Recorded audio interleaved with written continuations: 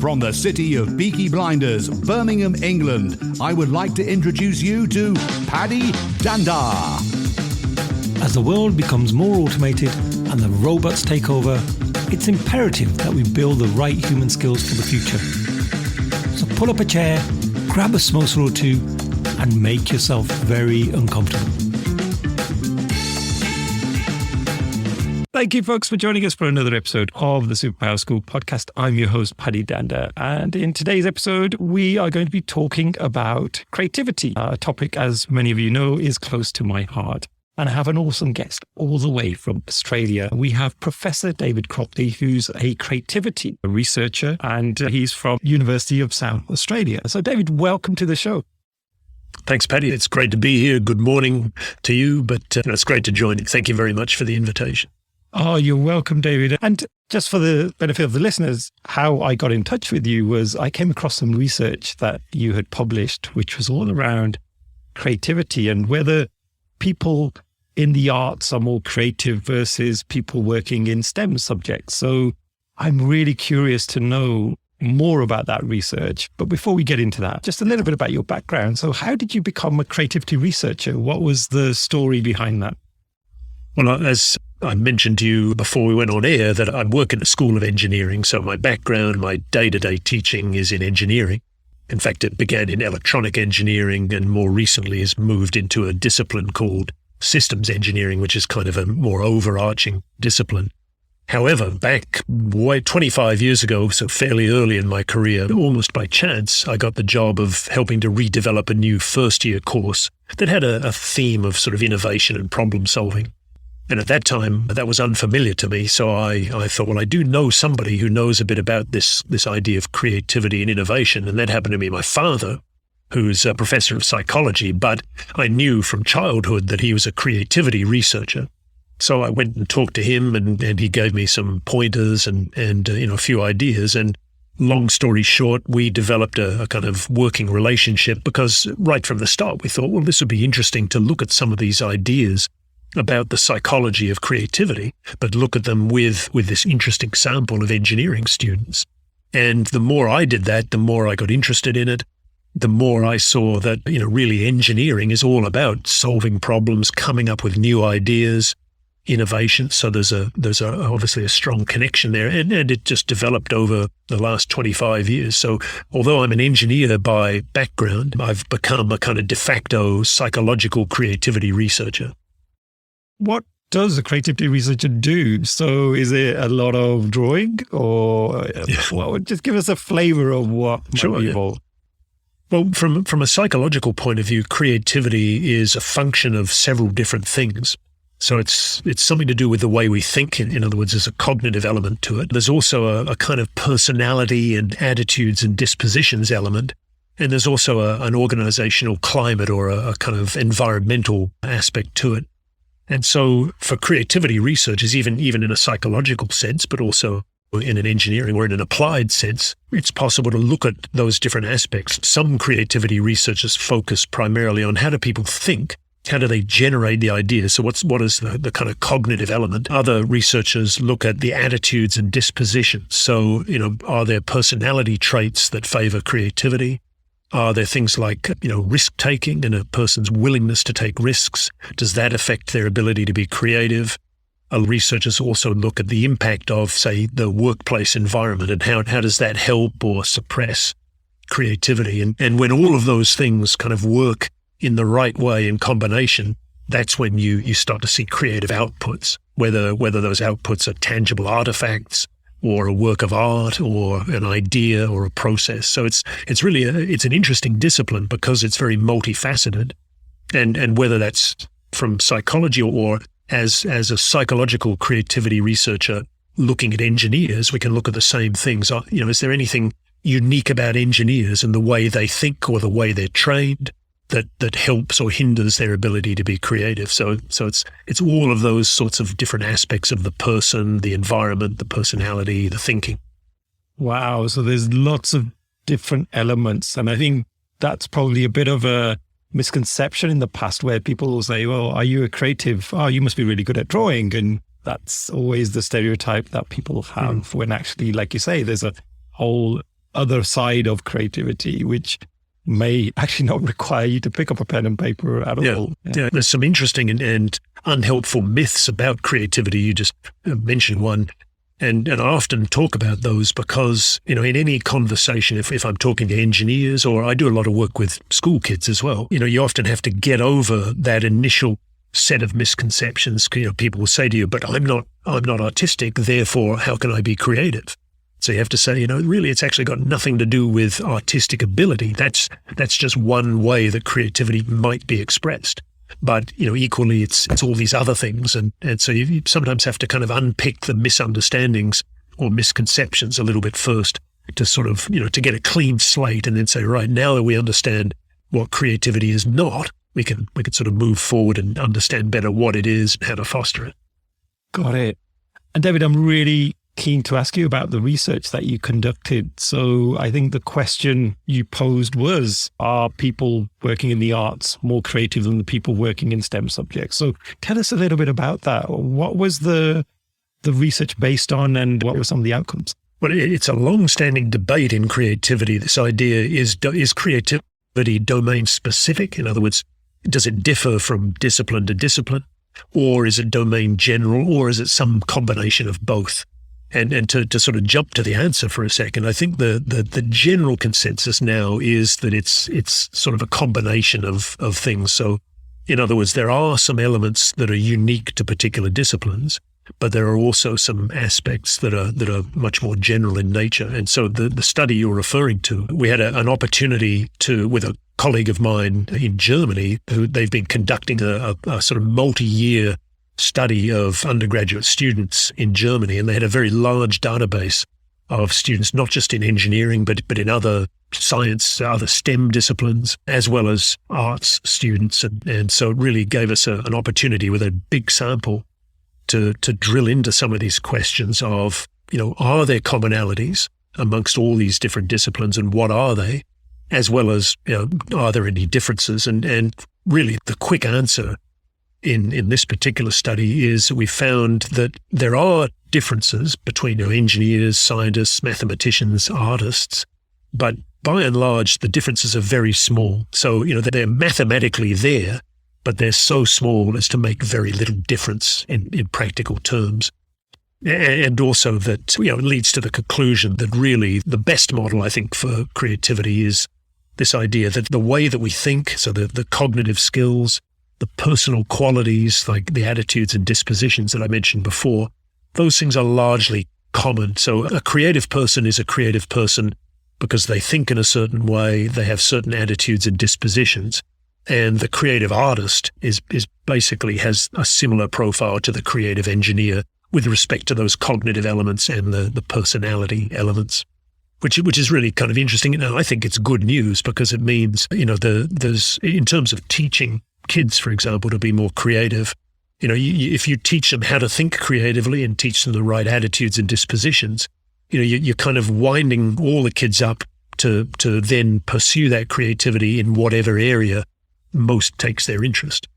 I sometimes do talks on creativity, not to the level that you do, obviously, because you're an expert in this area, but just some of the research that I've seen, we often see children are really creative at a young age, up to about the age of 10 to 12, and then creativity seems to diminish, and I don't know what those factors are, but it'd be really good to hear more about that from you as well. But it feels like, as we get into our teen years, we're starting to think less creatively, and then when we become adults, it's almost like we've got a fraction of creativity left within our blood. Yeah. Why is that? And is that the trend that you see in the work that you do?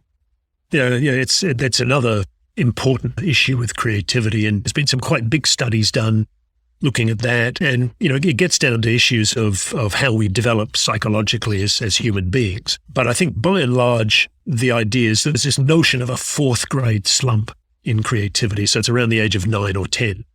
And the likely reason for that seems quite simple, really. It's that kids start to become more self-conscious then. So, when they're a little bit younger, they do whatever they like. You say, paint a picture, they paint whatever they like and so on. Once they get to around 9 or 10, it seems that they become more aware of what other people think of them. and their peers, and they become more sort of self-aware and self-conscious, and I think start to sort of filter their own behavior and activities, including doing things in relation to creativity. So, when they're 6, and let's say they're all sitting in a class, they draw whatever they like, but when they're 9 or 10, they start to worry about, what does the kid next to me think of my drawing, and maybe I should I'll keep a bit of an eye on what's going on, and follow the crowd. Now, I think there's other important reasons that then begin to play into that in school. And that's not surprisingly, it's the as you progress through school, of course, especially in high school, you start to get the pressure of exams and, standardized testing in many countries, and the desire to, you've got one eye on your A-levels or whatever the system happens to be. And I think that also plays an important role in sort of squeezing the creativity out of people, because creativity is risky, requires you to be open to new ideas, to take risks. And, if you're trying to get 3 A's in your A-levels, or whatever it happens to be, the last thing you want to do is take a chance and be risky. By the time you're 15 or 16, if you're thinking about going to university, you've probably got a pretty good idea of what you need to do, what grades you need to get. So I think a lot of that really squashes out the desire to try different things, and squashes out a lot of the creativity. Yeah, and I've got a 10-year-old boy, and I am seeing some of those traits in him now. He's kind of approaching that age that you mentioned, that 9, 10 age, where he is much more self-aware. And I think in the past, when he would draw something, he would flaunt it and show it off to everybody. Yeah. Now he's very guarded about things, and he'll say, Dad, don't look at that one. Look at this one instead. This is a better version. And I can start to see the little adult in him already. And that's a bit of a shame, really, because I would have loved for him to have kept that innocence for a little bit longer. Yeah. So one of the other questions I often pondered over is, are certain people just born more creative than others? Again, it's another very good question, and with a bit of an interesting answer. I mean, the myth that, some people are born creative and some are not is incorrect. So again, the consensus is that we all have the capacity for creativity. The question is more that, some people it develops better than in others. Maybe, some children, whatever their experience of school and their home life and so on, helps and fosters creativity. With other people, it's squashed out more quickly than we'd like to see. So, it's not an inbuilt trait that, it's something that everybody has the capacity to do. However, by the time, let's say if we took a group of 10-year-olds or 16-year-olds, we'd already see a very clear kind of normal distribution of their ability and creativity. So, what I mean, sort of bell curve, that there are going to be some who have low creativity, a lot of them in the middle, and some who are very creative. And we see that then through, at any age, any sort of circumstance. If you just take a group of people and test their creativity, you'll see that there's a reasonable normal distribution. It's tempting, therefore, to think that people were kind of born like that, but I think it's predominantly the impact of their life experiences, their education and so on, that kind of go from a starting point to spreading out to this curve. And if we want kids to be more creative, even adults, what are some of the ways in which we can help them? I guess you do a lot of training, you mentioned, with young children as well as students at university. What are some of the ways that you help them with their creativity? Again, a very interesting question and a very interesting challenge. So, I do quite a lot of work with a variety of schools here. And of course, one of the dilemmas we've got is that if you just go into a school and say to the teachers, creativity is good, everybody agrees. And then if you say, so you need to do this, this, and this, throw out that curriculum, here's a new one, start doing things differently, you very quickly get angry sort of glares, because teachers have already got a crowded curriculum, they're busy people. So I do try very much to sort of give them tips and advice built around what they already do. And I think that's sort of the first challenge, is if we just try to throw out what we do currently and replace it, it's going to be very difficult, because the system that we've created is so slow moving and hard to change. So we've got to kind of pick away at little opportunities and areas. And then more specifically, the kinds of things that I would say to teachers is, firstly, that I'm not asking you to change everything that you do. All I'm asking you to do is look for little opportunities within the classes that you currently teach, within the curriculum that you're currently teaching, just look for small opportunities to do things like ask open-ended questions. So, you can be teaching history or chemistry or whatever, but instead of saying that, World War II began on the 1st of September 1939, now memorize that fact and we'll have a test tomorrow. You could reframe the question as what sort of factors, caused the start of the Second World War. So I just ask questions that don't have a single correct answer, but instead have many possible answers. Now, a lot of teachers and a lot of situations do this already, but it's really just trying to sort of pursue that strategy more, this idea of open-ended questions. And the reason that's so important is that one of the fundamental cognitive aspects of creativity is this ability to generate lots of ideas. Instead of, if I say to you 2 + 2 is 4, that's fine, but there's just the one answer. So it's kind of encouraging teachers to flip it around and say, how many different ways could I arrive at the answer 4? And none of them are better than any other. So 2 + 2 is okay, but also 3 + 1, also 1.7 + 2.3. And it's giving kids in the class the opportunity to think in that way, which is fundamentally different from just looking for the right answer. That you help to offset the natural tendency of school towards kind of facts and correct answers. So it's trying to undo a bit of the over-focus in school on finding the correct answer and just returning a little bit to there's more than one solution to a lot of questions and developing the habit of thinking in that way, that there are often lots of different answers to problems. The other thing I have to say to teachers very often, though, is, of course, I'm not suggesting that we suddenly stop teaching kids that 2 + 2 = 4 or that, you should drive on the left-hand side of the road and so there are still things that's important for. It's more sort of rediscovering our ability to also think what's called thinking divergently. So it's looking for one question with lots of possible answers and just practicing that and using that skill as well as our skill at finding the right solution. I love that. I think that is such a practical tip that any parent could even use. It's also important for parents who are listening not to sort of expect the creativity that we need is going to be looked after solely by the schools. And there's lots of things you can do at home. In fact, another example of the style of question of how many different ways to arrive at the answer 4, I say to people, is pick an everyday object. So my standard example is a screwdriver. So you can do this with your kids and say, take the example of a screwdriver. Now, ask your child, what is the function that a screwdriver performs?